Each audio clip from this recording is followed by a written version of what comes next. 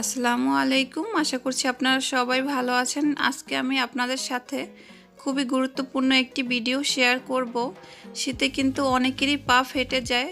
পা ফাটা নিয়ে অনেকেই খুবই চিন্তায় থাকেন। আবার অনেকের আছে যে পুরো বছর জুড়ে কিন্তু পা ফাটা থাকে। আজকে আমি সেরকমই একটি ভিডিও আপনাদের সাথে শেয়ার করব যে কিভাবে পা ফাটা দূর করতে পারবেন ঘরে থাকা মাত্র কয়েকটি উপকরণ দিয়ে। আমরা কিন্তু চাইলেই ঘরে থাকা এই উপকরণগুলো দিয়ে একটি রেমেডি তৈরি করে পা ফাটা চিরতরে দূর করতে পারি। তাহলে চলুন দেখে নেই কিভাবে এই রেমেডিটি তৈরি করতে হয়। এখানে আমি একটি বাটি নিয়েছি আর নিয়েছি এক টুকরো লেবু। আমি আপনাদের দেখিয়ে দিচ্ছি, দেখুন এরকম এক টুকরো লেবু নিয়েছি। এখন আমি এই লেবুর টুকরো থেকে রস সব বের করে নিচ্ছি এভাবে করে। এর চেয়ে বেশি লেবু নেওয়ার দরকার নেই, বাস এরকম এক টুকরো লেবু নিলেই কিন্তু হবে।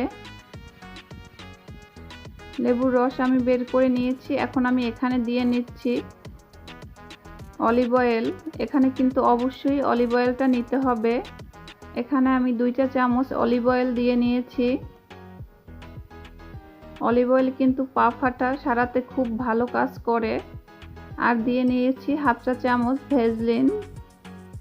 এখন আমি সবগুলো উপকরণ একসাথে ভালোভাবে মিশিয়ে নিচ্ছি। একটু সময় নিয়ে মেশাতে হবে।